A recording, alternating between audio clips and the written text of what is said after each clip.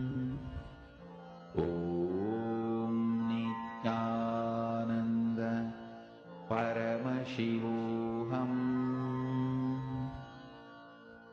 Om Nithyananda Paramashivoham.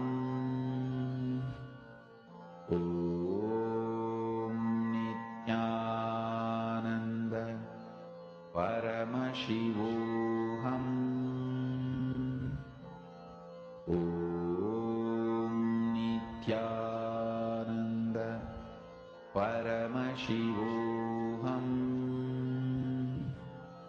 Om Nithyananda Paramashivoham. Om Nithyananda Paramashivoham.